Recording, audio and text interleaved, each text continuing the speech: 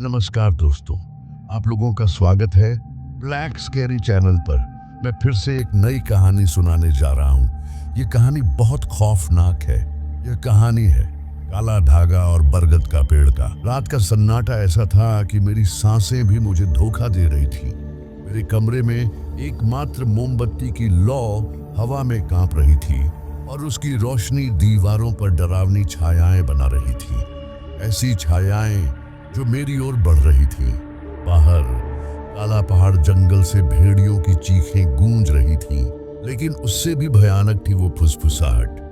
कोई मेरे नाम को पुकार रहा था, रवि, रवि। मैंने डरते हुए घड़ी की ओर देखा। 8:29। सिर्फ 1 मिनट बाकी था। 1 मिनट और फिर वो खौफनाक खेल शुरू होने वाला था। मेरे हाथ में वो काला धागा अब भी था जिसे मैंने जंगल में फेंक दिया था। फिर ये मेरे पास वापस कैसे आया? और अब इस अंधेरी रात में क्या वो सचमुच मेरे पीछे था या ये सिर्फ मेरा वहम था? ये सब 1.5 महीने पहले शुरू हुआ था, जब मैं रवि अपनी दादी के गांव चांदपुर गया था। चांदपुर एक ऐसा गांव था जिसका नाम सुनते ही लोग खामोश हो जाते थे। गांव के बाहर काला पहाड़ जंगल में एक पुराना बरगद का पेड़ था। उस पेड़ के बारे में डरावनी कहानियां मशहूर थीं।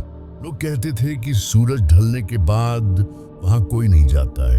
वहां कुछ ऐसा चीज रहता था जो इंसानों को अपनी ओर खींचता था और फिर उन्हें निगल जाता था। लेकिन मैं, एक शहर का लड़का, इन सब बातों को महज अंधविश्वास मानता था। मेरे दोस्त अजय और विशाल भी मेरे साथ थे। वह नहीं मानते थे, लेकिन हम लोगों ने उस रात हंसी मजाक में फैसला किया कि जंगल में उस बरगद के पेड़ को देखने जाएंगे। फिर हम लोग चल पड़े उस बरगद के पेड़ को देखने के लिए जंगल की ओर। जंगल का रास्ता टेढ़ा मेढ़ा था। घने पेड़ों की छाया में हवा साएं साएं कर रही थी, जैसे कोई रहस्यमयी बात फुसफुसा रहा हो। जैसे ही हम लोग बरगद के पेड़ के पास पहुंचे, तभी मेरे मन में एक अजीब सी बेचैनी छा गई। जैसे कि मुझे लगा कोई तो है यहाँ पर। और तभी जोर से हवा बहने लगी और पेड़ के डालियां जोर से हिलने लगे।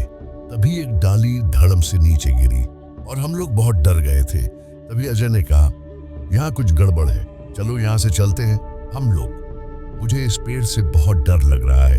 और तभी मैंने अपने डर को दबाया और हंसते हुए अजय से कहा, देख, ये तो बस एक पेड़ है, इसमें डरने की क्या बात है? विशाल ने हंसकर कहा, हाँ रवि, ये गांव वाले बस कहानियां गढ़ते हैं। चल थोड़ा और करीब चलते हैं। हम लोग पेड़ के पास गए। तभी मेरी नजर पेड़ की जड़ों के पास पड़ी। वहां काली मिट्टी में एक चमकता हुआ काला धागा पड़ा था। उसमें काले मोती जैसे पत्थर जड़े थे जो अंधेरे में हल्का हल्का चमक रहे थे। मैंने सोचा शायद किसी का सामान गिर गया होगा। मैंने उसे उठा लिया। जैसे ही मेरी उंगलियों ने धागे को छुआ, मुझे एक तेज झटका लगा। ऐसा लगा जैसे किसी ने मेरा कंधा जोर से पकड़ लिया हो। मेरी सांस अटक गई और मैंने डर के मारे धागा नीचे फेंक दिया। तभी अजय और विशाल ने मेरी हालत देखकर पूछा, क्या हुआ रवि?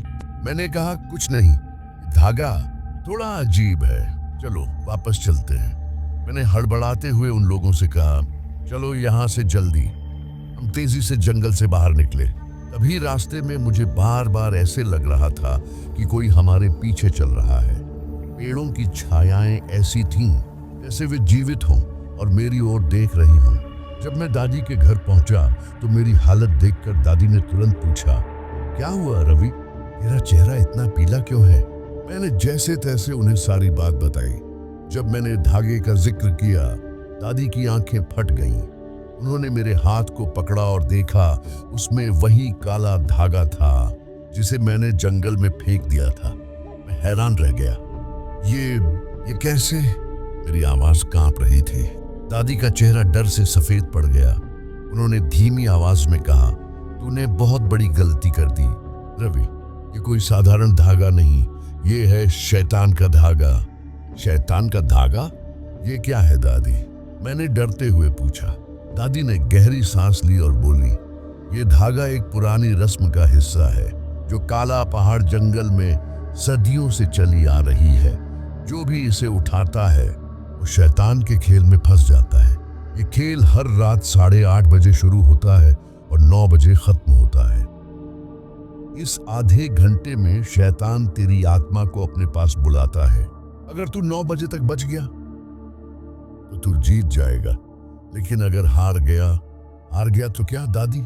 मेरी आवाज में डर साफ झलक रहा था। तो शैतान तेरी आत्मा को हमेशा के लिए अपने साथ ले जाएगा। मेरे पैरों तले जमीन खिसक गई। मैंने सोचा ये सब बस गांव की कहानियां हैं। मैं शहर का पढ़ा लिखा लड़का हूँ, इन अंधविश्वासों पर कैसे यकीन करूं? लेकिन उस रात जब मैं अपने कमरे में सोने गया, मुझे कुछ गलत होने का एहसास हुआ। रात के ठीक 8:30 बजे मेरा दरवाजा अपने आप खुल गया। बाहर कोई नहीं था, लेकिन एक ठंडी हवा का झटका मेरे चेहरे से टकराया। ऐसा लगा जैसे कोई मेरे कानों में फुसफुसा रहा हो। फिर एक भयानक आवाज गूंजी, अब खेल शुरू। मेरा दिल जोर जोर से धड़कने लगा। मैंने अपनी आंखें बंद कर ली और भगवान का नाम जपना शुरू कर दिया, लेकिन मेरे कानों में वही आवाज बार बार गूंज रही थी, तू मेरा है रवि, तू मुझसे नहीं बच सकता। मैंने अपने कानों को हाथों से ढक लिया, लेकिन आवाज मेरे दिमाग में गूंज रही थी। 8:40 हो चुके थे। मेरी हिम्मत जवाब दे रही थी। मैंने सोचा अगर मैं भाग जाऊं तो क्या होगा।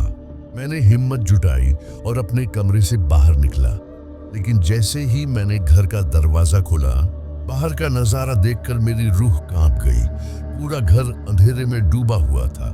ऐसा लग रहा था जैसे सारी रोशनी गायब हो गई हो। हवा में एक सड़ी गली सी गंध थी और दूर से भेड़ियों की चीखें साफ सुनाई दे रही थीं। तभी अंधेरे में मुझे एक साया दिखा। वह इंसान जैसा था, लेकिन उसकी आंखें लाल थीं, जैसे जलते हुए अंगारे। उसने अपना काला पंजों जैसा हाथ मेरी ओर बढ़ाया। मैंने डर के मारे आंखें बंद कर लीं। जब मैंने आंखें खोलीं तो वह साया गायब था, लेकिन मेरे कानों में उसकी हंसी गूंज रही थी, तू मुझसे नहीं भाग सकता रवि। 8:45 हो चुके थे। अब सिर्फ 15 मिनट बचे थे। मैंने सोचा अगर मैं अपने कमरे में छिप जाऊं तो शायद बच जाऊं। मैं तेजी से अपने कमरे की ओर भागा और दरवाजा बंद कर लिया, लेकिन जैसे ही मैंने दरवाजा बंद किया, उस पर जोर जोर से दस्तक होने लगी। हर दस्तक के साथ मेरा दिल और तेज धड़कने लगता था। तभी एक भारी डरावनी आवाज मेरे कानों में गूंजी, मुझे तेरा डर बहुत पसंद है रवि, लेकिन अब सिर्फ 10 मिनट बचे हैं, क्या तू मेरा सामना कर पाएगा? मैं इतना डर गया था कि मेरे गले से आवाज नहीं निकल रही थी। मैंने सोचा अगर मैं इस चीज से बात करूंगा तो ये मुझे और नुकसान पहुंचाएगा। मैं चुपचाप अपने बिस्तर के पास बैठ गया, अपनी सांसों को नियंत्रित करने की कोशिश करने लगा, लेकिन मेरे दिमाग में बार बार वही काला धागा, वो बरगद का पेड़ और वो साया घूम रहा था। 8:55 हो चुके थे। सिर्फ 5 मिनट बचे थे। तभी मुझे अपने बिस्तर के नीचे से कुछ हिलने की आवाज सुनाई दी। मैंने डरते हुए नीचे झुका, लेकिन वहां कुछ नहीं था। लेकिन जब मैंने ऊपर देखा तो मेरे रोंगटे खड़े हो गए। छत पर एक साया लटक रहा था, जैसे कोई मकड़ी दीवार पर रेंग रही हो। उसका चेहरा मेरे सामने था, काला, सड़ा हुआ, और उसकी आंखें मेरी आत्मा को भेद रही थीं। उसने धीमी, डरावनी आवाज में कहा, मैं तुझसे बहुत पहले से मिलना चाहता था रवि, अब तू मेरा है। नहीं, मुझे छोड़ दो। मैं चीख पड़ा। मेरी आवाज में डर और बेबसी साफ थी। लेकिन तभी मुझे दादी की बात याद आई। उन्होंने कहा था, अगर तू शैतान को हराना चाहता है तो तुझे उससे बिना डरे बात करनी होगी। मैंने अपनी सारी हिम्मत जुटाई। मेरी टांगें कांप रही थी, मेरा दिल फटने को था, लेकिन मैंने उस साए की आंखों में देखा और कहा, मैं तुमसे नहीं डरता, तुम मुझे कुछ नहीं कर सकता। शैतान जोर से हंसा। उसकी हंसी ऐसी थी जैसे सैकड़ों कांच के टुकड़े एक साथ टूट रहे हों। तू मुझसे नहीं डरता? ये तो सबसे बड़ा झूठ है, उसने कहा और मेरी ओर बढ़ा। उसका चेहरा और करीब आ रहा था और उसकी सांसों की गंध मेरे चेहरे पर महसूस हो रही थी, लेकिन मैंने हिम्मत नहीं हारी। मैंने फिर कहा, हाँ, मैं तुमसे नहीं डरता, तू सिर्फ एक वहम है, तू मुझे छू भी नहीं सकता। तभी घड़ी की सुई 9 बजे पहुंची। शैतान का चेहरा धीरे धीरे बदलने लगा। उसकी आंखों की लालिमा कम हो रही थी और उसका शरीर धुंध में बदलता जा रहा था। वह चीखा, ये संभव नहीं, तू मुझसे नहीं जीत सकता। लेकिन उसकी आवाज धीमी पड़ती गई और वह धीरे धीरे गायब हो गया। मैं अपने बिस्तर पर गिर पड़ा। मेरी सांसें तेज थीं और मेरे आंसू रुक नहीं रहे थे। तभी दादी कमरे में दौड़ती हुई आई। उन्होंने मुझे गले लगाया और कहा, तूने कर दिखाया रवि, तूने उस शैतान को हरा दिया, तू बहुत बहादुर है। उस रात के बाद मैंने फैसला किया कि मैं कभी भी काला पहाड़ जंगल या किसी ऐसी जगह नहीं जाऊंगा जहां की कहानियां डरावनी हों। लेकिन आज भी जब घड़ी में 8 बजते ही मेरे शरीर में सिहरन दौड़ जाती है। मुझे लगता है कि कोई मेरे आसपास है, कोई जो अभी भी मेरा इंतजार कर रहा है। और वो काला धागा, मैंने उसे अगले दिन जंगल में जाकर जला दिया। लेकिन कभी कभी जब मैं अकेला होता हूँ, मुझे लगता है कि वो धागा अभी भी मेरे पास है। अगर आप लोगों को कहानी सुनने में अच्छी लगी हो तो वीडियो को लाइक करके ब्लैक स्कैरी चैनल को सब्सक्राइब करें।